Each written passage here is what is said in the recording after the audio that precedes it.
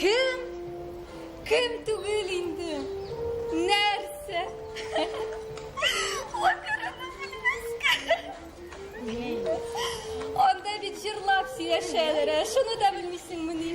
Ниша білмеске, Қазанда 5 жыл элек инде опера уйнаганнар. Соң Соняны. Мынсы икенчесе. Эшче. Мәҗит Гафури либреттосы.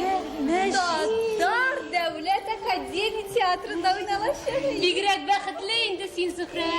Ирең әллә нәрсәләр уйлап чыгара. Ләбрәт тиме, гыйбрәт тиме? Либретті. Башына ничек килә дигенә? Башлы шул безнең Мәҗит. Дөрес, бара сүзем дә булышам инде. Эй, синсіз булмас, тиргә беткән бит син. Әйтеп торып яздырасың әле. Күрдегезме, татар опера яратмый. Ул аңа ят дип лафырганнар иде. Әшин татарча милли опера булгач ничек кенә яраталар әле. Әнә зал тутырып киләләр. Шуңа да бит шуңа. Мәҗиттән татар хөкүмәте шул кадәр үтенеп либретто яздырды да, аны композиторлар, габәшиләр, газизләр белән бергә иҗат йортына җибәрде. Бигрәк акыллы инде безнең Татарстанның җитәкчеләре.